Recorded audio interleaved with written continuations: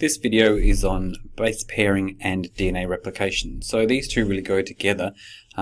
Base pairing is a really important phenomenon that's involved in replication and some other aspects of DNA biology.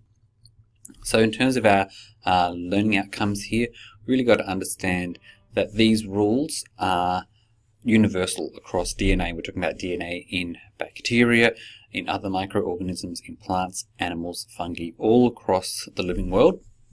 The same parts of DNA, A's, T's, C's and G's, are base pairing in the same way A's and T's and G's and C's.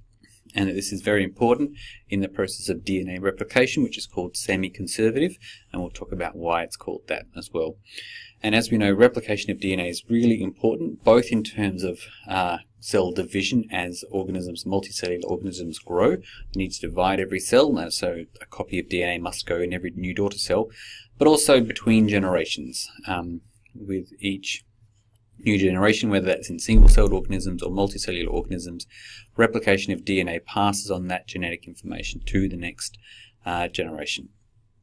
So, most of you would already have a basic understanding of base pairing already, so when we have a look at that, it's really about how these bases A, T, C's and G's pair up. The important word here to pick up on is complementary.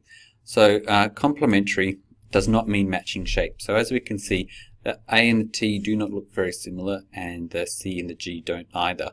But what they do have is this ability to fit together perfectly and form those hydrogen bonds, and that's what complementary is about. So they're matching in terms of they fit into each other, not matching in terms of being the same. So complementary shapes that fit into each other allows for base pairing. These are held together by these dots here representing hydrogen bonds, a weak form of bonding that holds the two DNA molecules together, but they can also come apart, which is an important part of replication. However, along the sugar phosphate backbone, these bases are held on by covalent strong bonds, and then the sugar and phosphate are also held together by strong covalent bonds. So in order for enzymes to make more DNA, they have to form those covalent bonds. In order to break DNA, you have to break those covalent bonds. But in terms of the hydrogen bonds, they're weak and they can come together and apart depending on different conditions, temperature being one of them. So, base pairing is an essential part of DNA replication, as we said. Replication happens with the assistance of a number of different enzymes. We're going to talk more in detail about enzymes later in the course, but for now, I'm just going to talk about enzymes are protein molecules that help reactions to happen. You can often recognize enzymes by the naming structure, where they have ASE, A's on the end, and the bit in front of that usually tells you what the enzyme does. So we've got three important enzymes here.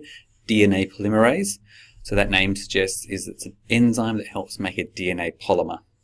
Helicase, so you know the DNA is in a helix, so helicase is an enzyme that helps to unwind that helix.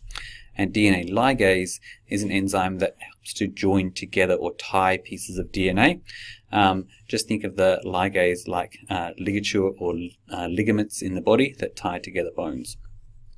We call DNA replication semiconservative. What this means is that as these two new strands are made, one of the strands, we can see here this dark green is the old strand, and this light green is one that's newly made. In the lower case, the light green is the one that's conserved, and the dark green is the one that's being newly made. So both of these new double helix DNA molecules are being made using one old strand and one new strand.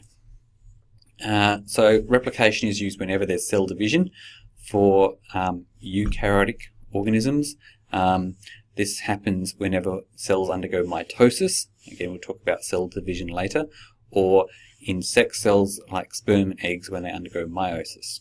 So it's an important thing that happens before binary fission, which we talk about this week, meiosis or mitosis. Any of those three forms of cell division, before they can happen, the DNA has to be copied and replicated.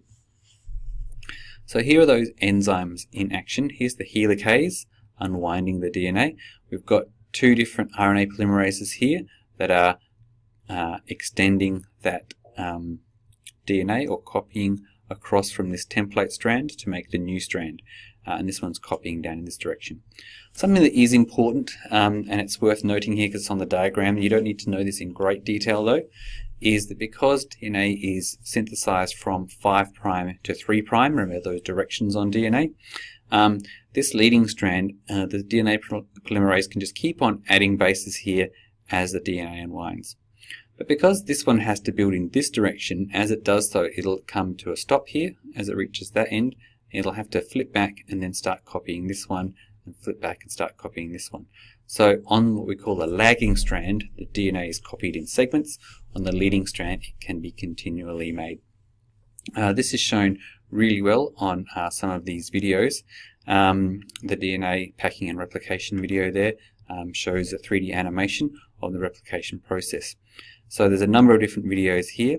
This one's quite fun to play, helps you get really quick at doing that base pairing. Feel free to challenge me in class. I'm very easy to beat though, so challenge me on the DNA helix game and watch these other videos. Hope you understand that and ask me any questions in class.